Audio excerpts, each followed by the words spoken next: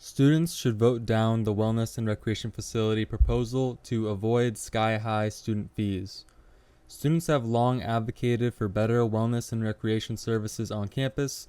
According to Campus Recreation, when surveyed in the fall of 2023, 91% of students indicated that a new facility should be a high priority for CSUSM.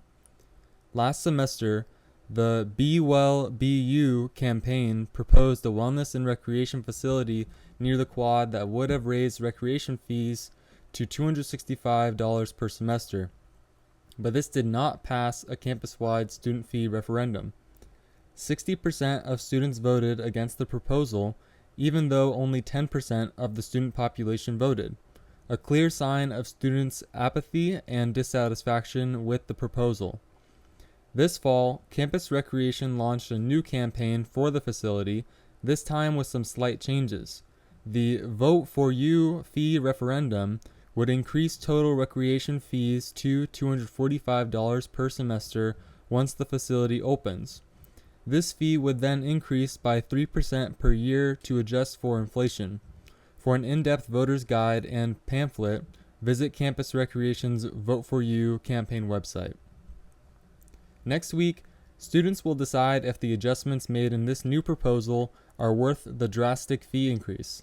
According to Campus Recreation, online voting will begin at 7 a.m. on Monday, October 21st, and be open until 5 p.m. on Wednesday, October 23rd. Ballots will be emailed to eligible students via their university-registered email addresses. An authentication survey link will be featured on the referendum website during voting dates. All matriculated students who pay the recreation fee are eligible to vote. Last semester, I raised many concerns about this proposal, including unreasonably high student costs, leased land, and niche services like esports, yoga, and pickleball courts that would be funded by all students regardless of who uses them. This is especially concerning given CSUSM's ethos as a commuter school, making the facility a hard sell for those that prefer gyms and activities closer to home. Given the swift manner that CSUSM has brought forward another referendum, we should ask ourselves, why are we voting again so soon after the last semester's failed initiative? And why should students be expected to pay for the facility? Just last April, students voted against effectively the same proposal. What is new enough to make students change their minds now? On CSUSM's Reddit, many expressed such concerns. One said, "They're voting on this again? Students already decided last semester that they didn't want this." Another, "They are already making bank off parking alone? Ridiculous." And another, "I'm not even sure I will use that facility, considering it's located next to the quad." Yet even this framing is somewhat problematic, considering that the CSU has stockpiled a nearly $8 billion reserve fund, and the chancellor receives practically $1 million per year in income. This fee referendum is yet another example of public universities charging outrageous fees in order to cover the state's deficit and service immense debts owed to financial institutions. Just last month, students at CSU Sacramento saw their fees raised about $500 beginning next year, bringing their total fees to about $1,500 per semester, almost half the amount of their tuition.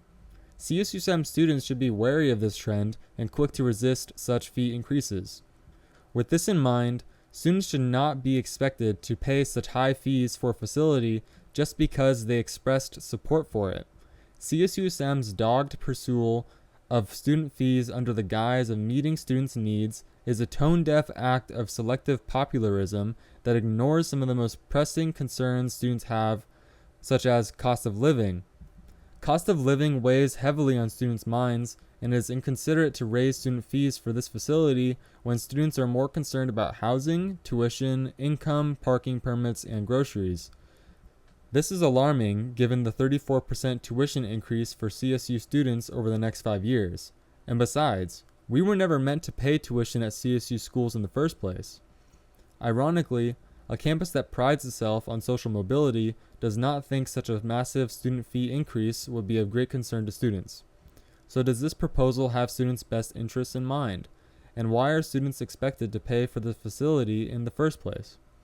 Furthermore, voting last semester raised serious concerns. On April 9th at 6:34 a.m., an email was sent to all eligible students about the referendum.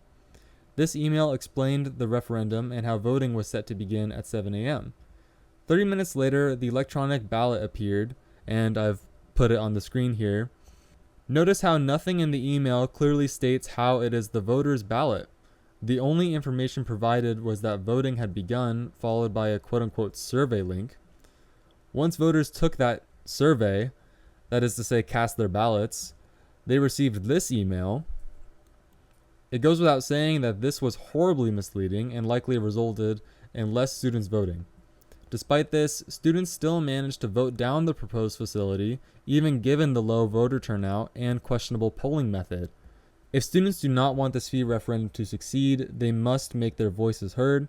You can find more information on Campus Recreation's website all about the Vote for You campaign, and see this table for a list of upcoming on-campus events. Be sure to cast your ballot on October 21st through 23rd.